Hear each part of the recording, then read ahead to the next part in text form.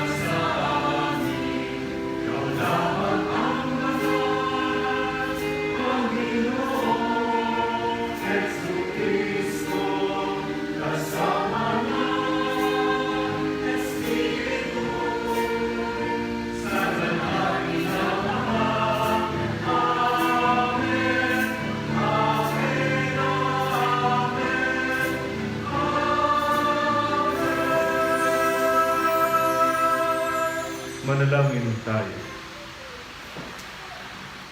Ama naming makapangyarihan, nililiwanagan ng iyong maasahang ilaw ang mga naliligaw na iyong pinababalik sa daan para ikaw ay matagpuan. Ang mga kabilang sa nalig sa iyong anak, ipagkaluban mong makapagwaksi sa tanang salungat, sa ngalang Kristiyanong sa itinanggap, upang ito ay talagang mapangatawan ng ganap sa pamagitan ng Jesucristo, kasama ng Espiritu Santo, magpasawalang hanggan. Amen. Magsiupo po at makinig sa pagpapahayag ng salita ng Diyos. Sa unang pagbasa, tahimik ang buhay ni Amos bilang pastol nang bigla siyang sinugo ng Panginoon upang maging propeta. Bagamat nabulabog ang kanyang buhay, patuloy na nagtiwala si Amos sa Diyos, lalong-lalo na nang usigin siya ng saserdote. Pagbasa mula sa aklat ni Propeta Amos. Noong mga araw na iyon, hinarap ni Amasias ang saserdote sa Bethel, si Amos. Bulaan kang propeta, magbalik ka na sa Huda. Doon ka maghanap buhay sa pamamagitan ng iyong pangunguna. Huwag ka nang manguhula rito sa Bethel. Narito ang pambansang templo at dito sumasamba ang hari. Sumagot si Amos, hindi ako propeta, hindi ko ito hanap buhay. Ako'y pastol at nag-aalaga rin ng mga punong igos. Ngunit inialis ako ng Panginoon sa gawain iyon at inutusang magsalita para sa Kanya sa mga taga-Israel. Ang salita ng Diyos. Salamat sa Diyos.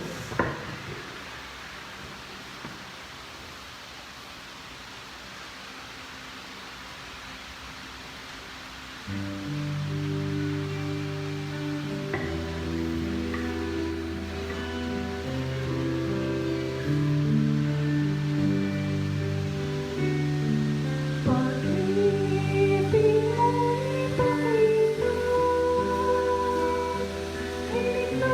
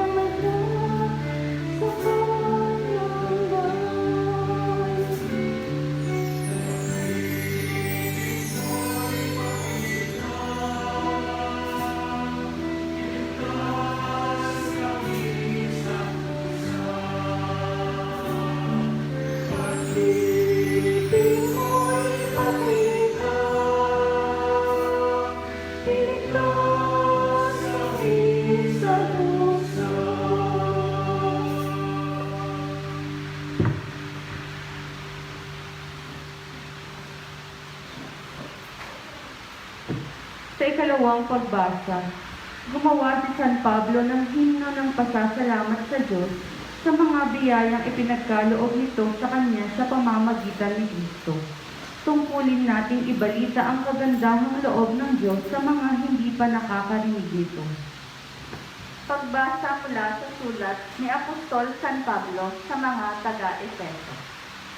Magpasalamat tayo sa Diyos at Ama ng ating Panginoong Hesukristo. Pinagkalooban niya tayo ng lahat ng pagpapalang espiritual dahil sa ating pakikipag-isa kay Kristo. At sa ating ang pakikipag-isang ito, hinirang na niya tayo bago pa nilikha ang sanlibutan upang maging banal at walang kapintasan sa harapan niya. Dahil sa pag-ibig ng Diyos, tayo'y kanyang itinalaga upang maging mga anak niya sa pamamagitan ni Hesukristo. Iyan ang kanyang layunin at kalooban. Purihin natin siya dahil sa kanyang kahangahangang pagkalinga sa atin sa pamamagitan ng kanyang minamahal na anak.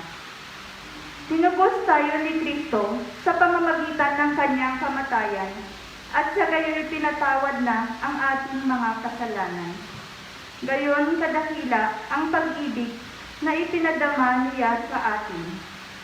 Binigyan niya tayo ng karunungan at kabatiran upang lubos nating maunawaan ang kanyang lihim na panukala na ikakatuparan sa pamamagitan ni Kristo pagdating ng takdang panahon. Ang panukalang ito ay pag-isahin kay Kristo ang nasa langit at lupa. At dahil kay Kristo, kami naging bayan ng Diyos na nasagawa ng lahat ng bagay ayon sa kanyang panukala at kalooban. Nangyari ito nang kami hiramin niya noon pang una. Kaming mga unang umasa kay Kristo sa lalong ikadadakila niya. Kayo may naging bayan ng Diyos nang kayo'y manalig sa Kanya matapos ninyong marinig ang salita ng katotohanan. Ang mabuting balita ang nagdudulot ng kaligtasan.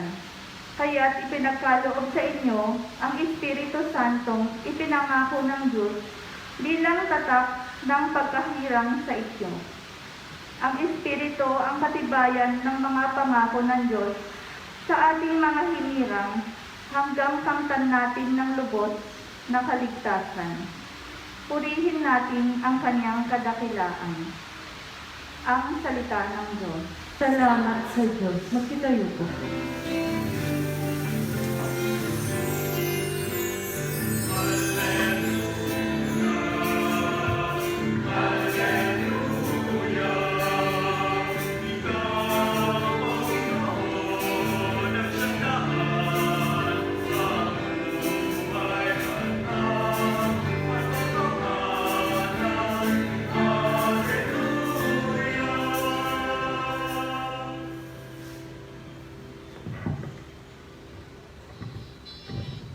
Sumainyo ang Panginoon.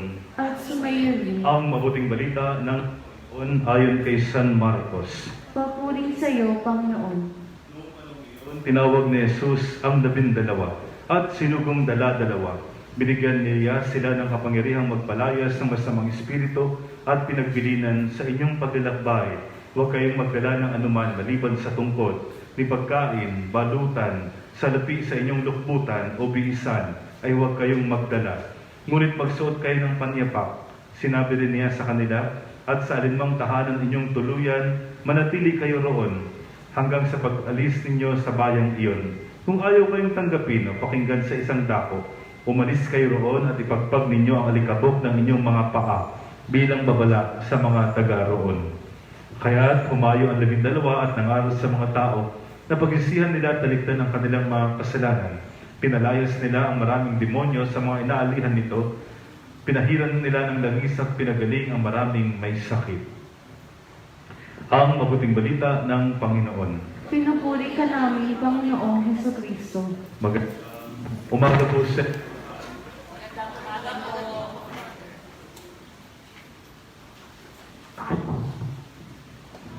Pagkatapos mangaral si Jesus, pagkatapos siyang magpagaling ng mga may sakit, pagkatapos siyang gumawa ng maraming himala, sa pagkakataong ito, ng bahagi ng Ebanghelyo ni San Marcos, isusugo niya yung kanyang 12 alagad.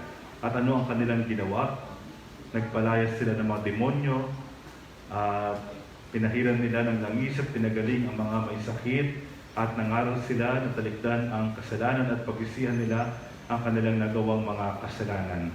So yun ang ginawa ng kanyang mga alagad. Pero bago iyon, para bagang sinugo ni Jesus ang kanyang mga alagad, parang practicum din, no? Talaga, pagkatapos kayong magkasama ng ilang taon siguro, ngayon naman ay kayo naman, parang gano'n. Yung kanyang mga alagad ay isusugo niya para sa misyon. Siya nga pala, dahil kasabay ng 500 taong selebrasyon ng ating simbahan sa Pilipinas, pinapaalala sa ating lahat na bawat Kristiyano ay misyonero. Ang isang Kristiyano na walang misyon ay hindi tunay na Kristiyano. Ang simbahan na walang misyon ay hindi tunay na simbahan. Yun ay bahagi ng kanyang kalikasan. Alisin mo sa kanyang sarili yung misyon na iyan, hindi iyan tunay na simbahan. Hindi yan tunay na Kristiyano. Bahagi ng ating pagiging Kristiyano yung pagsugo sa atin ng Diyos sa gagawin nating misyon. At ito ang paalala ni Jesus. Tinugo niya silang dala-dalawa. Maganda naman, kahit papaano may kasama tayo. Siyempre siguro mahirap din, iba pa rin yung mag-isa. Iba pa rin yung may kasama din, magkaibang dynamics yun. Ay nga sa buhay, pag halimbawa may kasama ka, 1 o 2 o 5 kayo na gumagawa ng trabaho, siguro medyo mas magaan kasi nahahati-hati kaysa ikaw lang. Halimbawa, 3 hektarya ng lupa, ikaw lang magbungkal, good luck sa'yo. Pero pag may kasama ka, kahit papaano, di ba? Medyo share-share ng pagod sa kanang hirap. Maliban pa roon sa mga ganong bagay, physical. Pag halimbawa, mayroon kang kinaharap, mayroon kang problema, mayroon kang, di ba, pinagdadaanan, iba pa rin yung may kasama ka. Iba pa rin yung mayroon kang hinihingahan. Iba pa rin yung kung mayroon kang pinagsasabihan. Magkaiba, no? Mahalaga yun, Mahirap na ang misyon, kaya kailangan kahit papaano, pag may struggle ka, nahihirapan ka, meron kang pinagsasabihan. Alam dapat yan ng mag-asawa. Alam dapat yan ng mga magkakaibigan. Alam dapat yan ni Father. Iba pa rin yung pag may kasama kang pari, di ba? Iba pa rin. Kesa yung mag-isa mo, no? Hindi ko sinasabing mag-asawa na si Father. Hindi yun,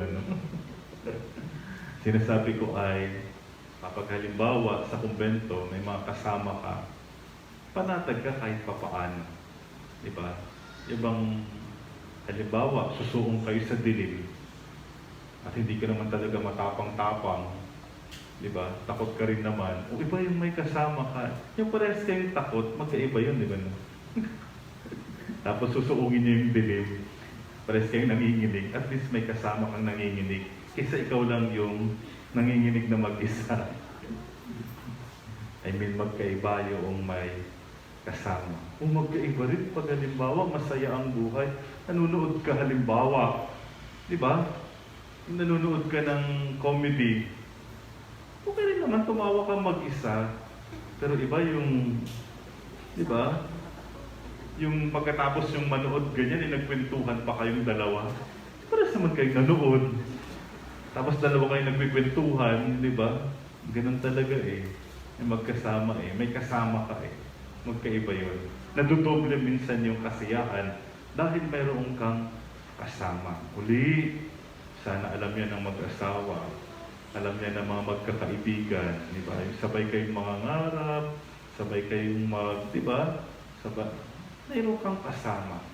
Alam yun ng ating Panginoon. Alam niya nung sinugo niya tayo, mayroon at mayroon tayong kasama sa buhay. Pangalawa, sigurong pinapaalala ni Jesus, sabi niya ay, sa inyong paglalakbay, huwag kayong magdala ng anuman. Ito na ang medyo challenge talaga, no? Maliban sa tungkod lang ang kailangan, no? Huwag kayong magdala ng pagkain, balutan, salapi sa inyong lukbutan, o bihisan, ay huwag kayong magdala.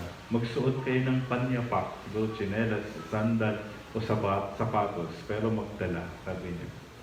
Ano bang pinapaalala ni Jesus na siguro maging simple lang tayo, hindi ba? No? Kasi alam niyo naman sa paglalakbay, travel light. Mahirap kasi pag bit-bit mo lahat, di ba? Maliban pa sa mga gamit, maliban pa sa laman nito. You know what I mean? Uli, mahirap na nga ang mission, tapos mahirap na nga ang buhay. May asawa, kumbaga, ang buhay pari, ano. Tapos lahat pa ng mga masasakit na nakaraan, bit-bit mo pa hanggang ngayon. Mahirap yun. Di ba? Kung kailangan bitawan, bitawan na, paano mo ma-enjoy? Paano ka, di ba, makakapagtrabaho kung bit-bit mo lahat? Yung problema ng nakaraan, tama na yun. Di ba? Huwag mo nang bit-bitin lahat sila. Kahit na kaya mo pa, bitawan mo. Kasi hindi ka makakapagtrabaho, kumbaga, ng maayos sa kasalukuyan. Kung nasaktan ka na ng kahapon, pasensya na. Ganun talaga eh. Minsan nananakit talaga sila. Talagang nangiiwan yung mga yan. Talagang chinichismis ka talaga nila. Ganun, no? Mayaan mo na. I mean, hindi ko sinasabing pabayaan lang kung ano man. Ang sinasabi ko lang ay, kung yung bagay na yun ang maghila sa iyo pababa, huwag mong papanin, huwag mong bitbitin, bitawan mo. Di ba? Kung nasusugat ka na ng madami, o mauubusan ka ng dugo, bitawan mo na. Di ba? Mahapdi yan eh. Masakit yan. Sayang naman yung marami pang mararating at magagawa, kumbaga. Kaya sabi ni Jesus, marahil naging simple lang tayo sa ating paglalakbay at sa ating pagmisyon. Parang madali lang, pero alam niyo naman hindi ito madaling bagay. Alam niyo si Father, kapag lumipat ng misyon, hindi naman isang damit lang ang dadala niya.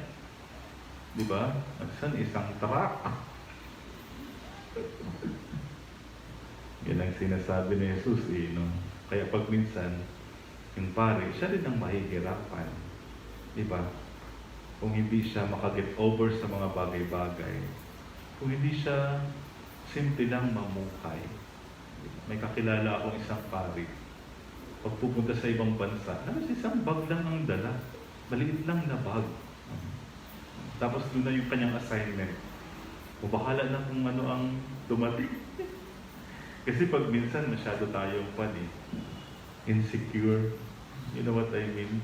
Gusto kasi natin, baka kasi magutom ako, no? Mag-imbak ako ng pagkain sa kwarto ko. Diba? Baka kasi maubusan, sale pa naman, kahit hindi ka bibili naman talaga, no? Bumili ka tuloy ng bumili. Add to art ka ng add to cart. Cart ba? Oo, sayang kasi eh. Pero ang totoo, hindi mo naman talaga magagamit. Diba? Sayang naman. Sayang naman. Yung mga damit mo, hindi mo pa na isusuot lahat eh.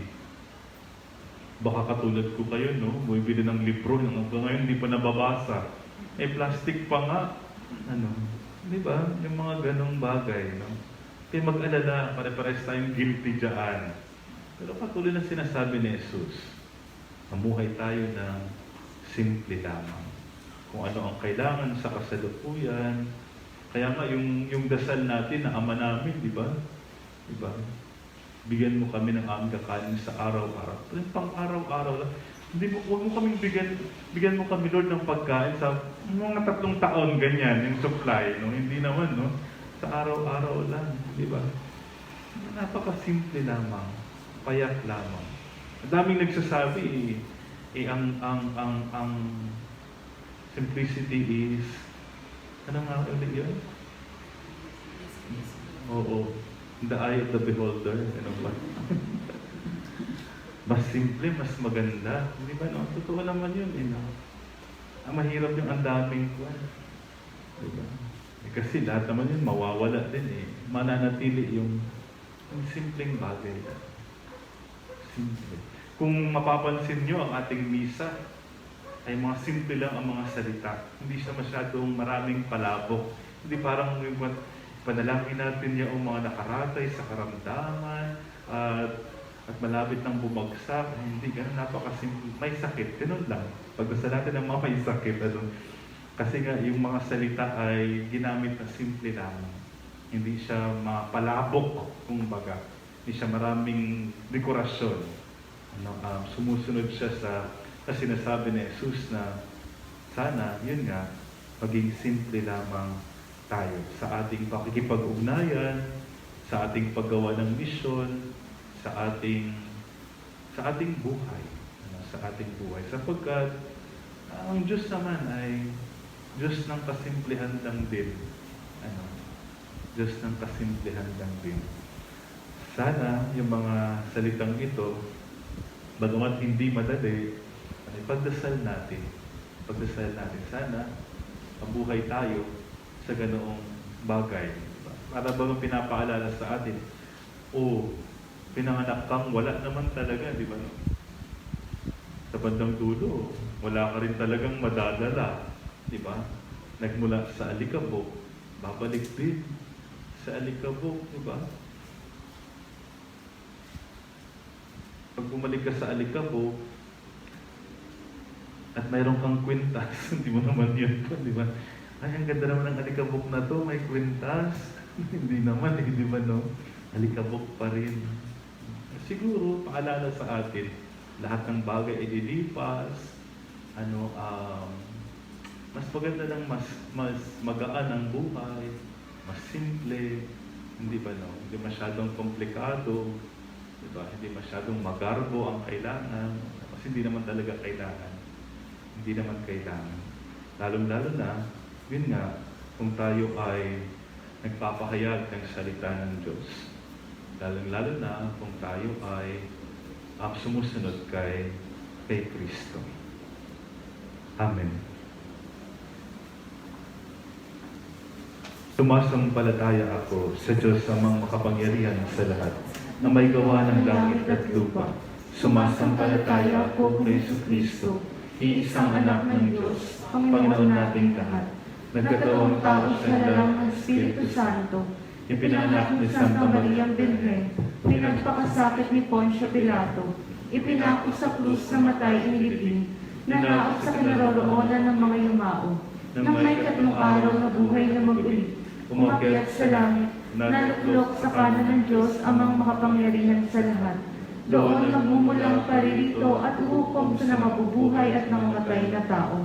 Sumasampalataya naman ako sa Diyos Espiritu Santo, sa banal na simbahang Katolika, sa kasamahan ng mga banal, sa kapatawaran ng mga kasalanan, sa pagkabuhay ng muli ng nangamatay na tao, at sa buhay na walang hanggan. Amen.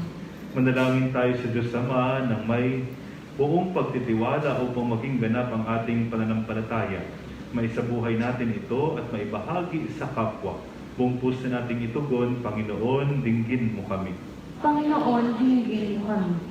Bigyan mo nawa ng lakas ng loob at pangangatawan ang Santo Papa, mga obispo, pari at diakono, nang masigasig nilang maipalaganap ang iyong pag-ibig sa mundo. Manalangin tayo. Panginoon, dinggin mo kami.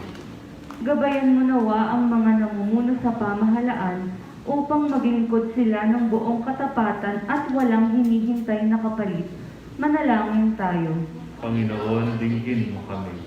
Ipakita mo, Panginoon, ang pag-asa sa mga may sakit at kapansanan, mga matatanda, nalulumbay at mga nahihirapan, nang sa gayoy magpatuloy sila sa iyong pagmamahal. Manalangin tayo. Panginoon, dinggin mo kami. Samahan mo sa kanilang huling paglalakbay sa lupa ang mga kapatid naming nasa bingit ng kamatayan. Ipakita mo din ang liwanag ng buhay na walang hanggan sa mga minamahal naming yumao. Manalangin tayo. Panginoon, dinggin mo kami. Sa katahimikan, idulog natin sa Diyos ang ating mga personal na panalangin.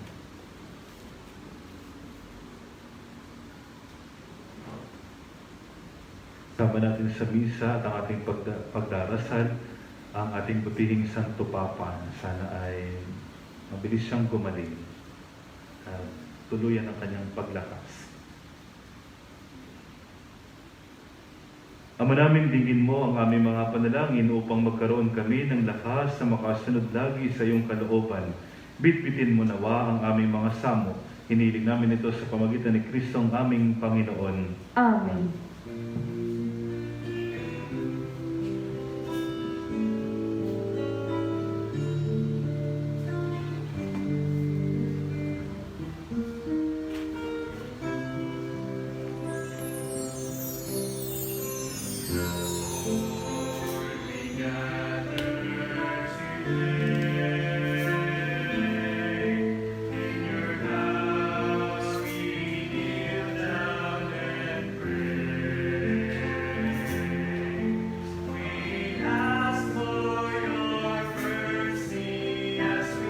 Maaari na pong magsuko.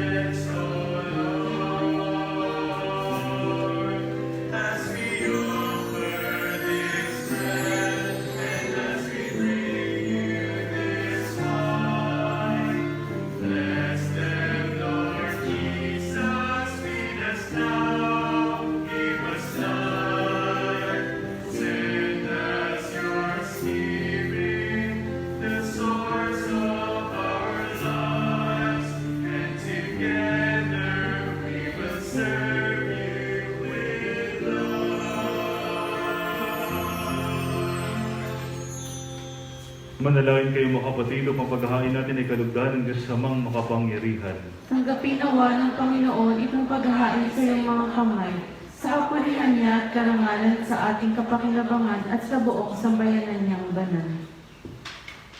Ama naming lumikha, tunghayin mo ang mga alay ng iyong sumasamang sambayanan at tanggapin mo ang mga ito para madagdagan ang iyong kabanalan sa mga nananalig na tunay sa pamagitan ng Kristo kasama ng Espiritu Santo magpasawalang hanggan. Amen. Sumainyo ang Panginoon. At sumayo rin. Itaas sa Diyos ang iyong puso at diwa. Itinaas na namin sa Panginoon. Pasalamatan natin ang Panginoong ating Diyos. Marapat na siya'y pasalamatan. Ama naming makapangyarihan, tunay ngang marapat na ikaw ay aming pasalamatan. Sa iyong kagandahang loob kami iyong ibinukod, upang iyong maitampok sa kadakilaan mong lubos. Kahit na ikaw ay aming tinalikdan, Dahil sa aming pagkasalawahan, gumawa ka pa rin ng magandang paraang may una sa amin para ikaw ay balikan. Kaya't ang iyong minamahal na anak ay naging isa sa mga taong hamak upang may kapwa kaming makapagligtas sa aming pagkapahamak at pagkaligaw ng landas. Kaya kaisa ng mga anghel nagsisiawat ng papuri sa iyo, nang walang humpay sa kalangitan, kami nagbubunyi sa iyong kadakilatan.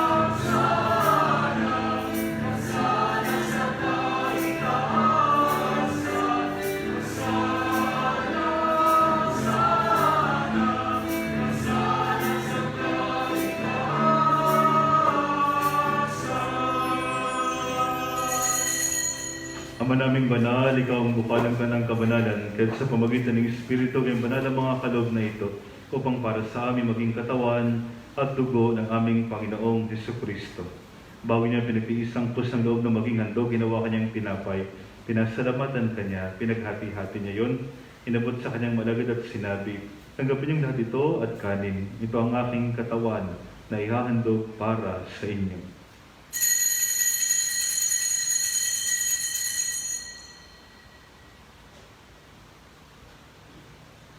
Gayun din naman ang matapos ang hapunan, hinawakan niya ang kalis. Muli kanyang pinasalamatan. Inabot niya ang kalis sa kanyang malagad at sinabi, tanggapin niyong lahat ito at inumin. Ito ang kalis ng aking dugo, ng bago at walang hanggang tipan. Ang aking dugo ibubuhos para sa inyo at para sa lahat. Sa ikapagpapatawad ng mga kasalanan, gawin ninyo ito sa pag-alaala sa akin.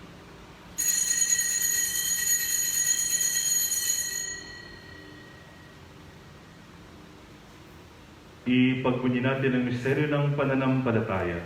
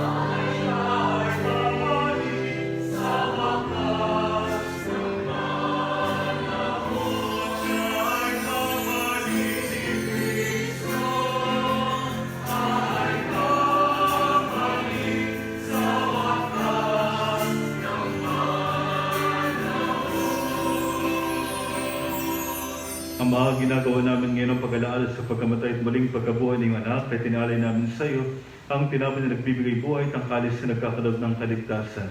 Kami nagpapasalamat dahil kami yung minarapat at kamay sarap mo para maglingkod sa iyo. Isinasamo namin kami magsalo-salo sa katawan at dugo ni Kristo ay mabuklod sa pagkakaisa sa pamagitan ng Espiritu Santo.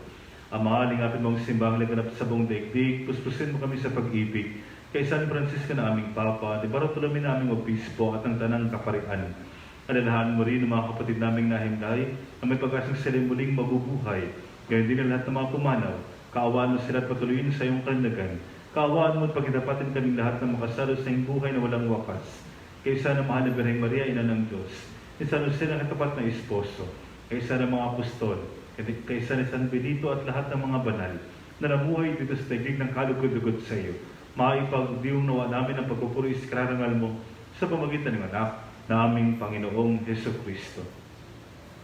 sa pamagitan ni Kristo, kasama niya at sa Kanya, ang lahat ng parangal papuri sa iyo, Diyos sa mga makapangyarihan, kasama ng Espiritu Santo, magpasawalang hanggan.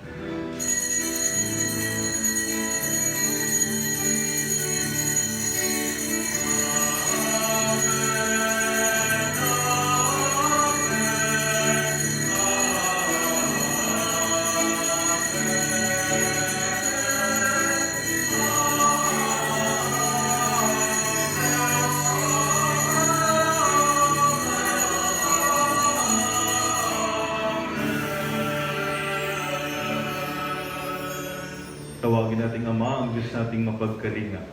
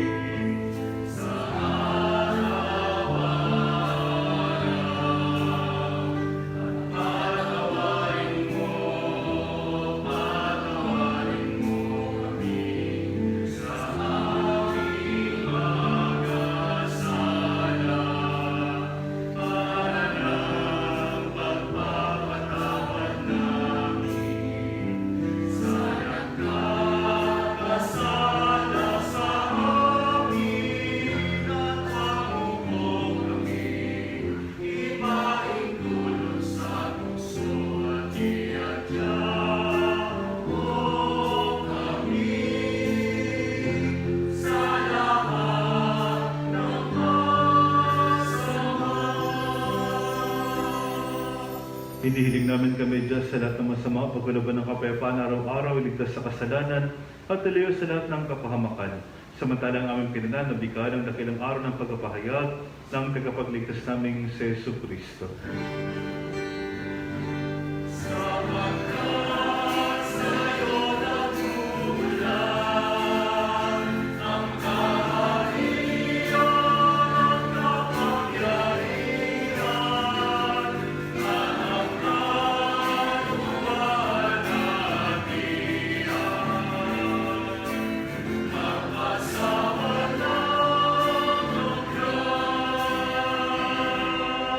Panginoong Jesucristo, sinabi mo sa iyong mga apostol, kapayapaan ang iniwan ko sa inyo, ang aking kapayapaan ang binibigay ko sa inyo. Tunghayan mo ang aming pananampalataya at huwag ang aming mga pagkakasala. Pagkalooban mo kami ng kapayapaan at pagkakaisayon sa iyong kalooban, kasama ng Espiritu Santo, magpasawalang hanggan.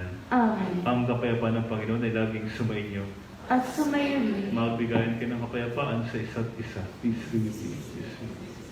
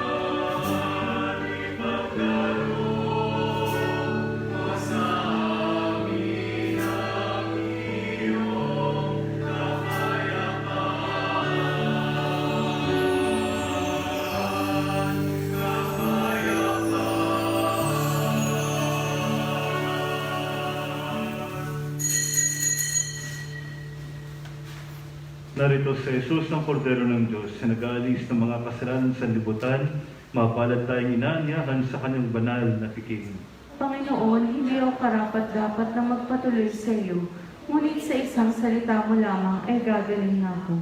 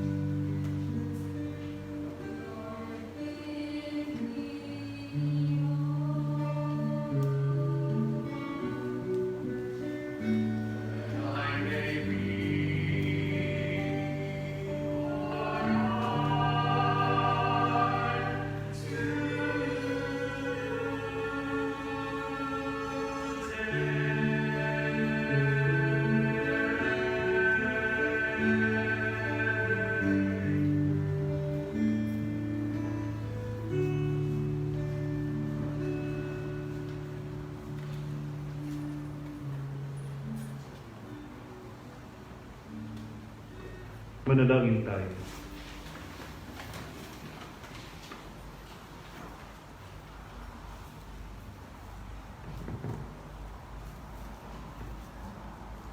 Ama naming mapagmahal, kami mga pinapagsalo mo sa piging na banal ay makatanggap nawa ng bungang karagdagan ng iyong pagliligtas na aming ipinagdiriwang sa pamagitan ni Kristo kasama ng Espiritu Santo magpasawalang hanggan. Amen. Sa misa po, sa pagdiriwang ng ating liturhiya, ang kasimplihan ay wala roon sa pag ito ay kapag at saka sira-sira. Hindi yun pagiging simple. Ang pagiging simple ay naroon sa proper, kung anong tama, kung anong mabuti, at kung ano ang totoo. Yun ang tunay na simple. Kaya pag halimbawa, kahit na malinis ang damit nating magsisimba, ganda ka namang pambaba, hindi yun simple. Simple lang, sabi ni Father A. Hindi, Kaya medyo panin natin yung kasimplihan. Baka akala ay ganun-ganun lang iyon. Naroon yun sa, mayroon pa rin dignity. Kaya pag halimbawa hindi naman kailangan sa misa, medyo maganda siguro magawa tayo ng falls dito, no? Hindi naman kailangan sa misa. Maging simple lang. Ano lang ang tama, ano ang proper, ano ang totoo. Sumayin niyo ang Panginoon. At sumayo rin. At pagpalain kayo ng makapangyarihang Diyos ng Ama at ng Anak at ng Espiritu Santo. Amen. Tapos ng ating banal na misa, umayo kayong taglay, kapayapaan at pag-ibig ni Kristo. Salamat sa Diyos.